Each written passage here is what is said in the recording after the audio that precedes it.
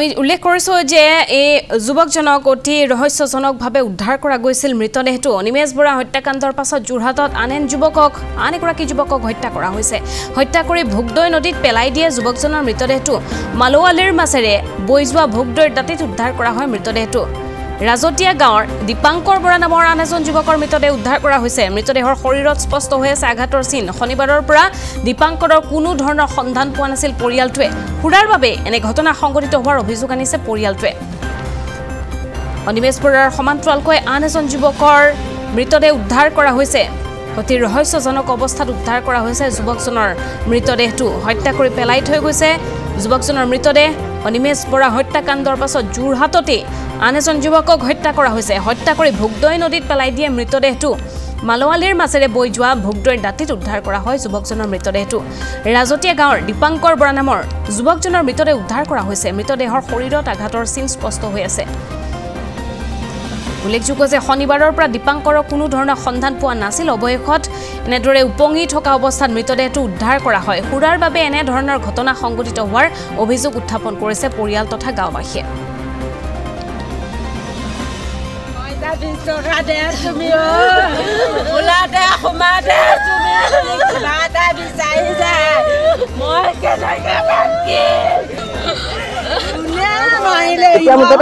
মদ খাই মাৰিছে কোনোবাই মদ ইমান নিচাকে দিছে সি মথাৰিটো ভৰিয়ে উঠিব পৰা নাই হেনো হাতেদি উঠিছে বুলি কৈছে দেখা মানুহে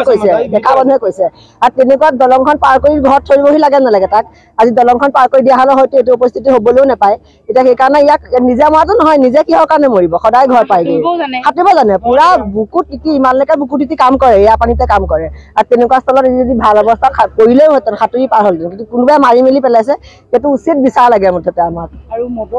মদৰ খাতিটো বন্ধ কৰিবই লাগে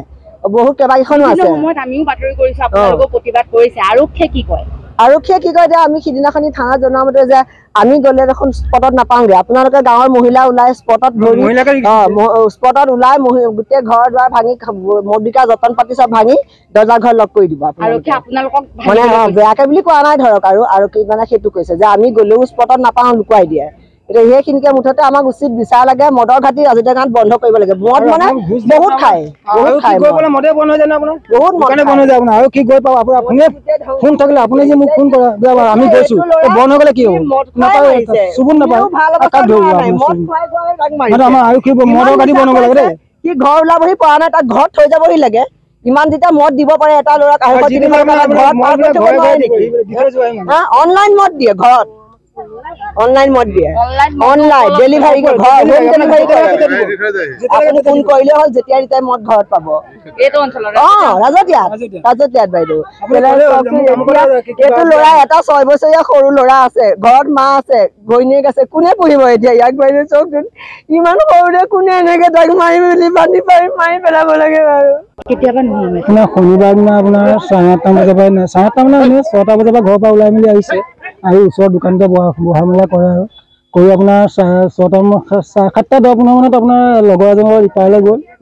কি অকণ বিঞ্চ কৰে বাৰু দেই খাই বৈ আহিলে আহি পিনি লগৰজন যিজনৰ প্ৰথমজনৰ গ'ল তেখেত ঘৰলৈ গুচি গ'ল তেওঁ আকৌ দোকানখনৰ গোটেই আকৌ বহি থাকিলে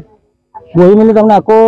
7টা 10 মানত আকৌ এজন লগৰ পালে মানে পইচা আহিলে কাম বন নাই কাম নহ'লে অকণ দিগদাৰটো আমাৰ খাবলৈ লগৰজনক ক'লে যে যিজন ছেকেণ্ড লগ পাইছে তেখেতক ক'লে যে কিবা এটা খুৱাব নি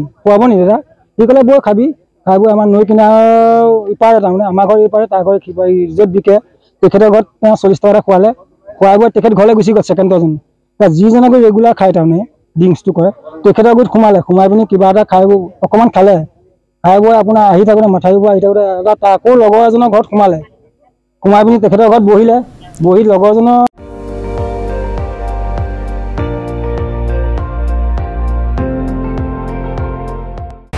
আপুনি চাই আছে ND24 সৰ্বশ্ৰেষ্ঠ নহয় সৰ্বোত্তমৰ দৌৰত